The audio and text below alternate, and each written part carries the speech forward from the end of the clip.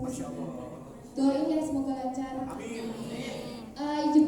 Kan mungkin kepercayaan diri saya rada ingin menambahkan karena kepercayaan diri saya terlalu pede gitu.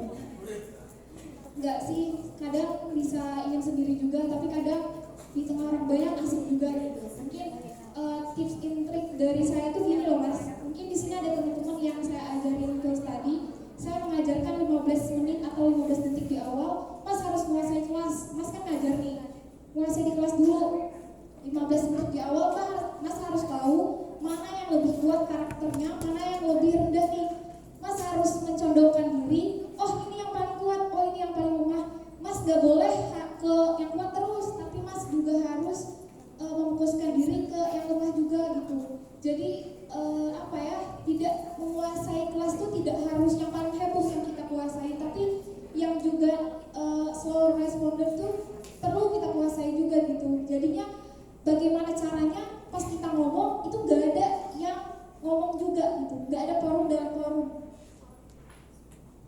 Paham sampai sini mas? Paham sekali. Jadi gimana caranya kita mungkin banyak orang yang vokal ngomongnya kenceng nih tapi gak berisi, tapi ada juga orang yang ngomong berisi tapi dia gak vokal. Jadi susah menyeimbangkannya. Jadi mas harus gimana caranya nada ngomong mas itu di kelas didengar, oh asik nih kakaknya pas mas ngajar gitu. Oh kakaknya asik, jangan terlalu ngomongnya soal teori mulu kayak adik-adik ini loh dek, ini loh tumbuhan, ini loh, jangan selalu gitu. Tapi mas juga ngomongin tadi sekolahnya gimana, maksudnya ke lapangan gitu, ke pengalaman dia, jadi menarik ke diri dia gitu, bukan hanya untuk teori yang mas kita belajar ini harus mencapai ini, enggak, kita harus ke diri dia dulu, baru kita biasanya simpatik ya, baru anak itu menerima materi yang kita sampaikan, itu yang baru kok menurutku. Itu sih mas trik dari aku, tapi sejauh ini tidak disebut berhasil juga sih aku bahas tadi, tapi itu sih yang bisa aku berikan karena aku sering menghadapi orang banyak juga sebelum-sebelumnya tadi sih. Terima kasih. Makasih banyak Mbak Rahma. Gimana Mas Bayu, apa udah tercerahkan nih? Udah cerah banget, Pak. Alhamdulillah. Mari kita beri aplaus dulu buat Mas Bayu.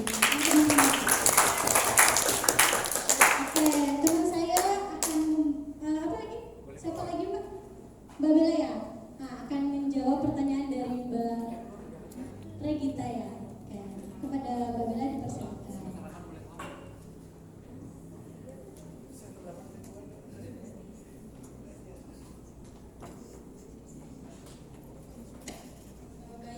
Terima kasih atas pertanyaannya dari Mbak Regita. Tadi pertanyaannya bagaimana sih tips agar penelitian kualitatif cepat gitu ya.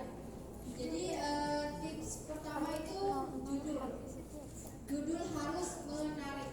Jadi ketika kita dapat judul menarik, kita kan agak ini kalau mendapat judul yang menarik kayak bergelora gitu ya, masih penasaran menarik.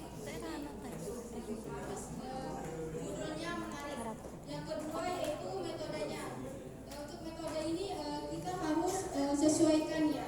Misal dari analisis data itu harus disesuaikan dari judul penelitian kita.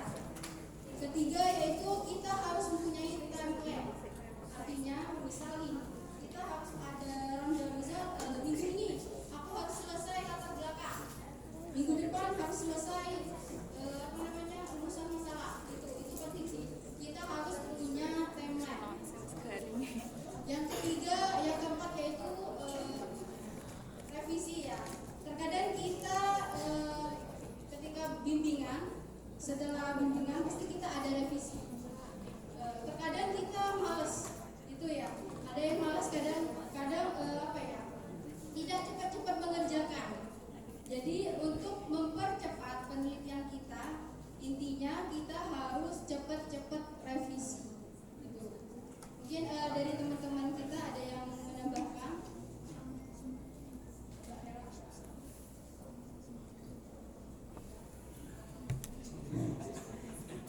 Gimana Mbak Regita? Bisa diterima? Atau ada sanggahan? Ada sanggahan, boleh.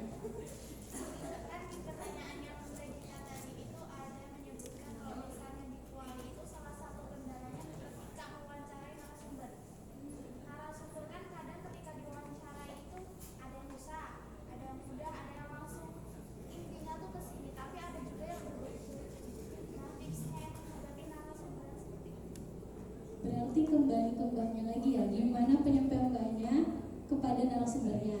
Apakah langsung to the point gitu, Kak saya itu mau bertanya tentang ini gitu. Jadi kayaknya kembali ke mbaknya juga, gimana penyampaiannya kan? Gitu.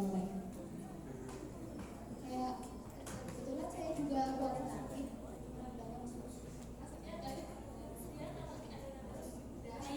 Tapi itu bukan ini ya, bukan bicara. Jadi kalau untuk menghadapi wawancara, gimana sih kalau kan kayak ya pertanyaan ada di instrumen kita sama yang kita tanya ke narasumber itu beda nggak? Kayak misalnya di pertanyaan kita yang kita tulis di instrumen untuk skripsi itu kita selesai sama yang di bawah dosen gitu. Tapi pas kita tanya ke narasumber kita nggak coba yang kan kadang narasumber itu ada yang guru lama atau udah tua atau yang ada yang kalau masih muda mungkin dia akan memahami apa yang kita tanyakan. Tapi kan kalau yang tua mungkin kayak untuk bahasa ini mereka kurang paham. Jadi kita jadi bisa kita gimana cara ganti kata-kata yang mungkin sudah dipahami oleh narasumber ini agar mereka mudah memahami. Jadi yang kita kayak persingkat aja, bahasanya nanya itu langsung gitu. Apa yang mau kita cari, data apa yang kita cari itu langsung kayak terpoin gitu. Jadi dia nggak berpikir. Nanti untuk deskripsi mungkin bisa kita tulis sesuai sama yang bisa. Mungkin seperti itu Mbak. Terima kasih juga. Mbak Nabila, gimana bisa jawab pertanyaan dari Mungkin saya juga menjawab pertanyaan dari Mas Isan ya. Sarah semester 4 yang menghadapi skripsi. Ada baiknya